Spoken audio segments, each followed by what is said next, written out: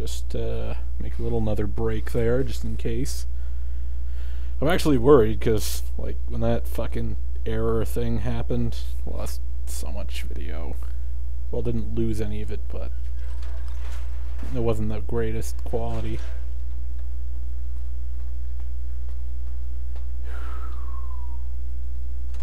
Me and my brain are back together again. We're gonna kill some robots if we have to.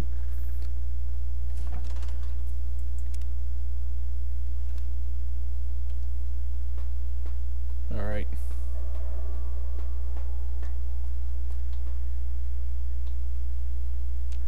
The lobotomite returns. Our lobotomite.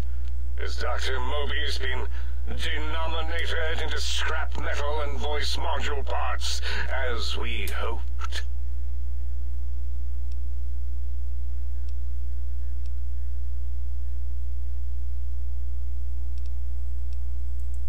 I recommend watching your tone with me, lobotomite.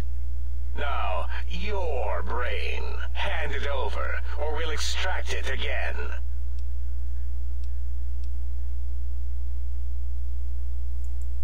And what could we possibly have to speak about? You have the brain, we have the technology. All you must do is surrender. With it, we can finally leave this place. I cannot tell you how boring this place gets, chopping up the landscape and everything in it. And we have so many questions to ask your brain first. About this Mojave place. A fertile testing ground for our experiments.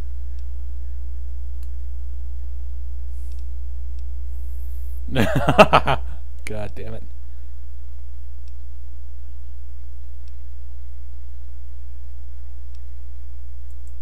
Nonsense. Confer, colleagues. Those are two words I do not recognize. Dr. Klein, I must intersect. Please, do not harm the lobotomite. I'm not going to harm it. I'm going to dissect it until it's dead. Why the sudden intersection, Dala? I cannot stand a sweet breathing organism, breathing in and out to suddenly not breathe. We must keep it alive. For study. Slow study. Dala, these vocalized pauses are unlike you. What do you care? Klein, you know, this lobotomite, it's a great sounding board. You respect ideology, right? This one's, well, it's got good ideas. Silence, Dr. O. This is a think tank decision. Save your objections until after I have decided our course of action. You know what, Klein? Stick a straw in your tank and suck yourself. Long and deep. And my name is Zero. Yeah, a big, fat zero with a slash through it. The slash as a designator of... Why, that is brilliant. But how did you... The lobotomite taught me that. Taught me a name is more than, that I should take pride in things like names. And you know what? Forget it, Klein. I hate you. And your theory of brain-gill beam oscillation? The Chinese had it first, you copycat. How dare you? Brainial beam oscillation was solely my discovery. I expressly told you that and deleted all evidence to the contrary.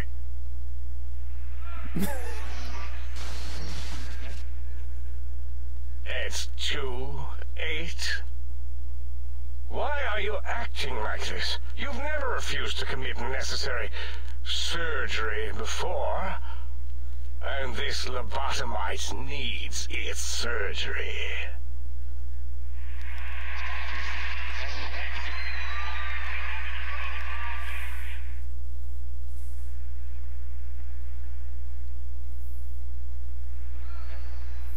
God damn it, I wish I could have fixed his voice. A noble speech, but There is no room in my vocabulators for friend and lobotomite in the same sentence. The very concept, revolting. Perhaps you are irradiated with camaraderie radiation.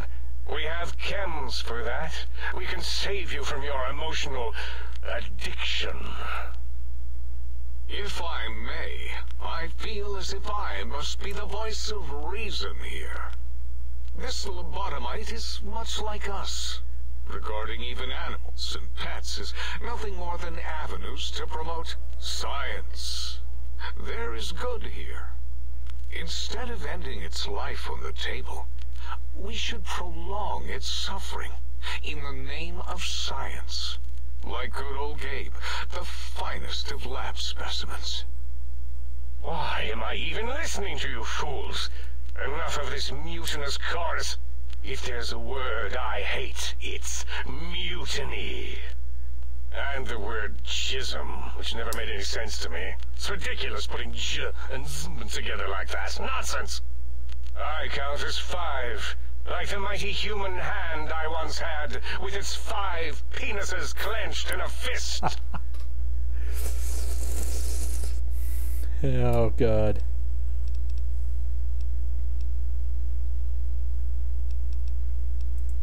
Nonsense! The mathematics of this situation are on our side, lobotomite. I believe... No, wait. Carry the 2, then...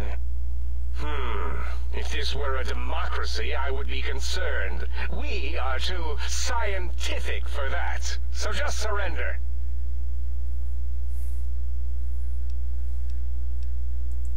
You dare use logic against me?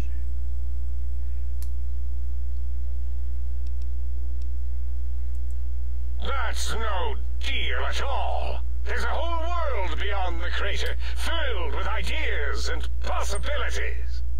We could have escaped, seen it all for ourselves, tested it, prodded at it, made it squirm.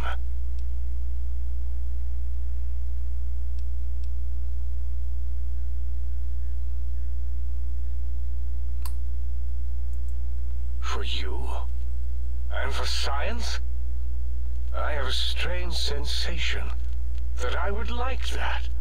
How odd. Very well, partner. The think tank is at your service as long as you do not destroy us.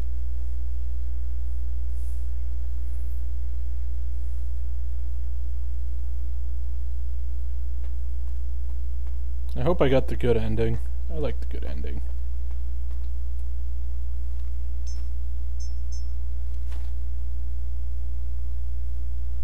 Okay, gotta put my brain back in my head. As it had been in the years before the Great War, Big Mountain, the Big Empty, became home to one of the brightest minds of the 23rd century. The Courier watched over the Big Empty for years to come, caring for it and keeping its discoveries safe until they were needed to help others. Which had always been Big Mountain's purpose.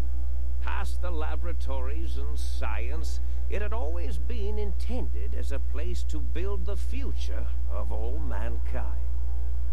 The Sync Central Intelligence Unit was impressed by the amount of exploration the Courier had undertaken. Facilities believed lost, destroyed, or ones that had simply gotten up and walked to new locations had been rediscovered by its intrepid new master.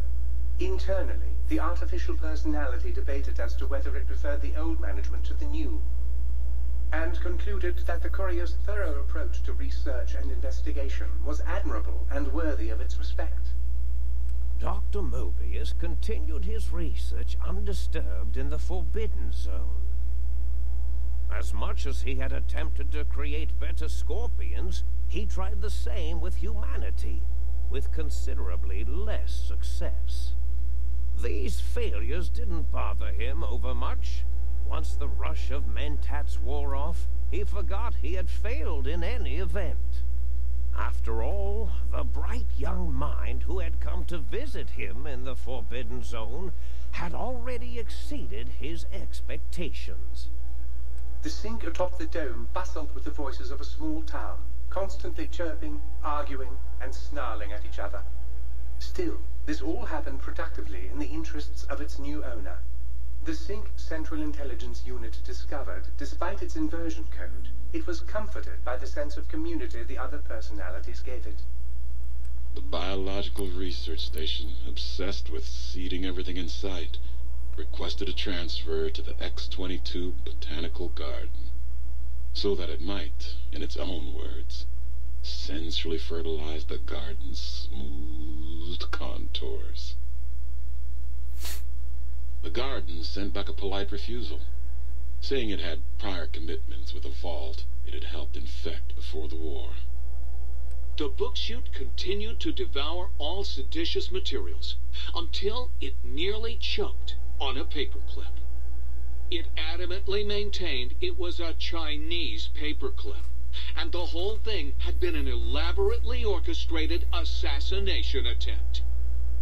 Whatever the reason, it slowed down for a while, carefully appraising each document and clipboard that came to it. The light switches continued to bicker and flicker. This persisted until the day someone dropped a flashlight in the sink, and the two of them united in their hatred of the showboat.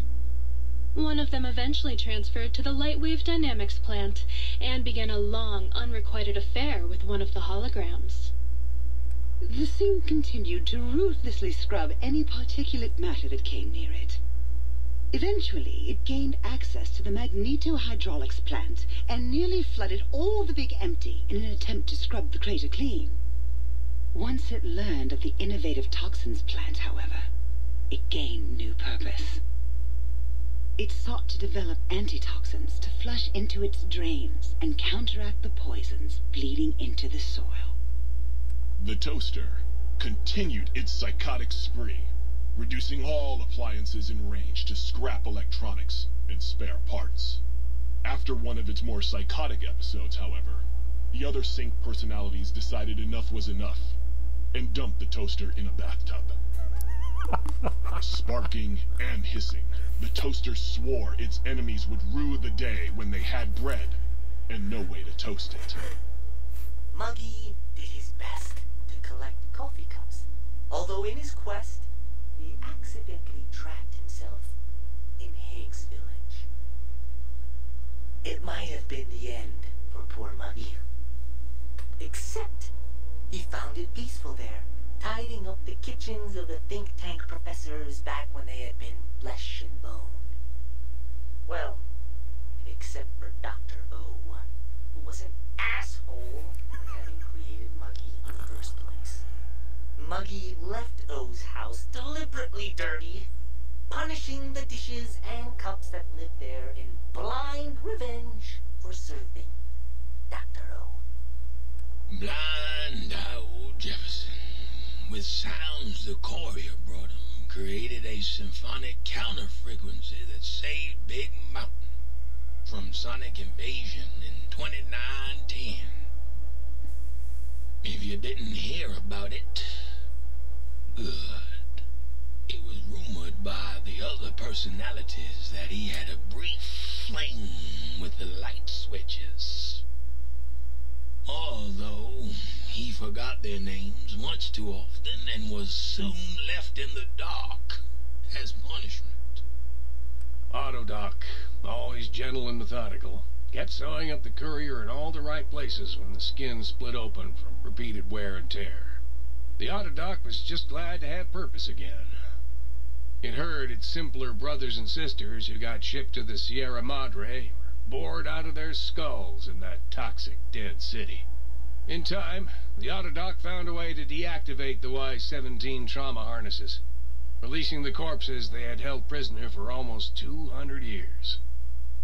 As the courier ran through the X-8 facility multiple times, the computers analyzed the test subject's movements. Rather than performing a superficial observation, they realized the subject barely knew what communism was, or even what a high school was. This confused them for a time, until the facility finally realized that its research had succeeded. So it let its cyber dogs out into the wastes to help protect small communities from physical aggression rather than communist propaganda. The infiltration program in X-13 felt spent, having repeatedly upgraded the stealth suit until it could upgrade it no more. It felt warm, fulfilled, and a bit sluggish. It realized not long after the stealth suit had left it without so much as a note on the nightstand. So the infiltration program sent out robo-brains into the wastes, looking for its wayward technology. It eventually found Repcon HQ and set up a new research center, testing and murdering fiends who kept breaking into the facility. Oh no. Hang on. Settings. Audio. No. Settings. Gameplay. Subtitles. What the fuck is the subtitles? Display. Oh, god damn it.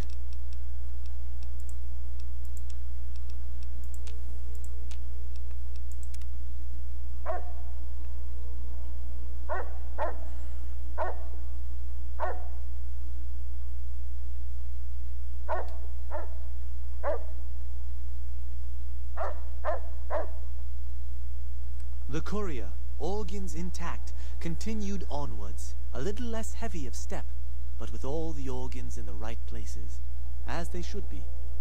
After all, brains can develop a life of their own when left to their own thoughts, and the courier's brain was more clever than most. Dr. Klein and the think tank remained alive, unaware of the world outside. They looped through their daily routine, none the wiser about the world beyond, although perhaps wiser was the wrong word. The world outside belonged to the courier, and if anyone would shape it, well, the courier had already called dibs. There is an expression in the wasteland, old world blues. It refers to those so obsessed with the past they can't see the present, much less the future, for what it is. They stare into the what was, eyes like pilot lights, guttering and spent, as the realities of their world continue on around them. Science is a long, steady progression into the future. What may seem a sudden event often isn't felt for years, even centuries to come. In the times following the Second Battle of Hoover Dam, however, old world blues took on a new meaning. Where once it was viewed as a form of sadness, nostalgia, it became an expression describing the potential for the future. It can be easy to see science as evil, technology unchecked as the source of all ills, all misfortunes. With the courier at the helm, science became a beacon for the future. There was old world blues, and new world hope. And hope ruled the day at Big Mountain. We could say more, but the stories in the Big Empty speak for themselves. Now armed with the transportal Ponder, the courier could return to the dome at any time and crack open the secrets of the Big Empty one by one. The Sync sat vigilant, waiting for its master to return, shoes covered in Mojave dust. Only one road yet remained, and it was one the courier had to walk alone.